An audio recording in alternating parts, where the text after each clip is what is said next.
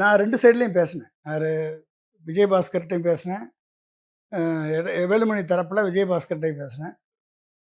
இந்த சைடுல எடப்பாடி அவர்களையும் சந்திச்சு பேசினேன். ஏதாவது ஒற்றுமைப்படுங்க. ஏதாவது யூனிட்டி வர்றதுக்கு வாய்ப்பு இல்ல இருக்கு. அவங்களும் அதுதான் வேணும். அவர்தான் பொதுச் செயலாளர் அப்படின்னு எஸ்பி வேலுமணியே சொல்றாரு. ஆமா. அப்புறம் என்ன அவங்களுக்குள்ள பிரச்சனை? பிரச்சனை என்னன்னா, அவங்க அவருக்கு ரொம்ப அவரது செயல்பாடுகளுக்கு அகைன்ஸ்டா வேலை பார்த்துருக்காங்கன்னு அவர் ரொம்ப ஃபீல் பண்றாரு எடப்பாடி. என்னத்த தான் இருந்தாலும் 1,34,00,000 வாக்குகள் வாங்குனதுக்கு காரணம் எடப்பாடி தான். இன்றைக்கு கட்சியை கட்டி காத்து வைத்திருப்பவரும் எடப்பாடி தான். அவர் மேல சி.வி. சண்முகமும், வேலுமணியும், விஜயபாஸ்கர் டீம் சொல்லக்கூடிய குற்றச்சாட்டுகள் உண்மையா இருக்கலாம். அது உண்மைதான். அது தேர்தல் களத்துல எடப்பாடி அவர்கள் திமுக ஒரு குடும்ப அரசியல் செய்கிறது.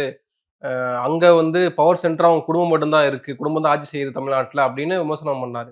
இன்னைக்கு சி.வி. சண்முகம் பிரஸ் மீட்ல சொல்றாரு, இங்க மாமா, மச்சான், மருமகன் நிறைய பேர் எடப்பாடி தலைமையில அவங்க குடும்பமும் வேலை செய்யுது. அவங்க குடும்ப கட்சியாக மாறிடுச்சு அதிமுக அப்படின்னு விமர்சனம் முன்வைக்கிறாரு. அந்த விமர்சனத்தை நீங்க குடும்பத்தில் இருக்கவங்க யாருக்காவது பதவி கொடுத்துருக்காரா எடப்பாடி? குடும்பத்தில் இருக்கவங்க வீட்டில் இருந்தால் மாமன், மச்சான், அண்ணன், தம்பி, பையன் இருக்க தானே செய்வாங்க. அவங்கள உடனே கட் பண்ணி தூக்கி எறிஞ்சிட முடியுமா? முதல்வர் விஜய் மாதிரி எல்லாரையும் வெளியே அனுப்பிட முடியுமா? அவர் பிள்ளை குழந்தை குட்டியோட வாழ்கிறாரு எடப்பாடி. உடனே அவங்க கட்சியில் தலையிடுறாங்கன்னு என்ன சொல்ல முடியும்? அவங்க ஃபேமிலியில் இருக்காங்க. அவங்க கட்சியில் ஒரு பதவி கொடுத்து அதன் மூலமாக அவர்கள் இன்ஃப்ளூயன்ஸ் பண்ணி ஏதாவது ஒரு டிசிஷனை மாற்றினாங்க அப்படின்னா நம்ம குற்றச்சாட்டு சொல்லலாம். அதை நம்ம எப்படி சொல்கிறது? அது இந்த மாதிரி பிரச்சனைன்னு வரும்போது சொல்லுவாங்க, எவ்வளோ நாள் எங்கே போனாங்க? இன்றைக்கி எடுத்த முயற்சியை சி.வி. சண்முகமும்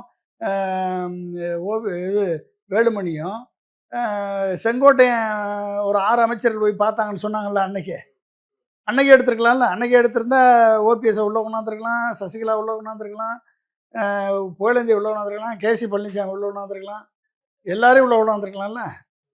அப்போ கட்சி காப்பாற்றப்பட்டிருக்குமா இல்லையா? இன்றைக்கி உங்களுக்கு யார் சரி ரைட்டு எடப்பாடி செய்கிறது தவறுன்னு வச்சுக்கோ, ஃபைட் பண்ணக்கூடிய ஃபோரம் எது? கட்சி தானே. கட்சியில் தானே ஃபைட் பண்ணணும். கட்சியில் தானே நீங்கள் பொதுக்குழு கூட்டுங்கன்னு சொல்லி கேட்கணும் பொதுச்செயலாளர்கிட்ட.